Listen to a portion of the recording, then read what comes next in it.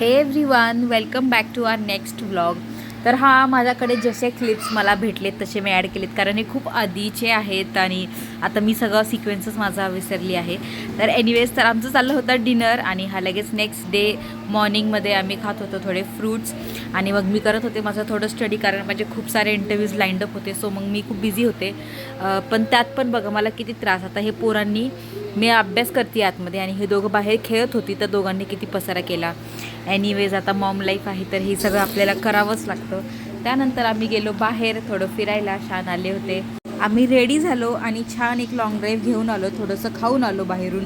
मग आल्यावरती मी Blinkit order केली होती, कारण घरामध्ये फ्रूट्स नव्हते आणि माझ्या दोन्हीही मुलांना फ्रूट्स खूप जास्त आवडतात. मग थोडेसे रास्पबेरीज आणि हे ब्लूबेरीज आहेत, पण समरला हे ग्रेप्सच वाटत होते. सो तो घेऊन बसला होता ग्रेप्स, आणि सेहर पण खातच होती.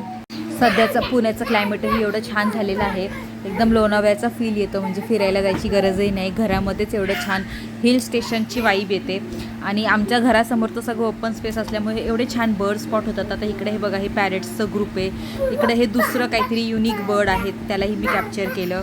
आणि मग रात्र झाली, परत डिनर. तर हा होता व्लॉग. नेक्स्ट व्लॉग येईल उद्या, सो स्टे ट्यून्ड.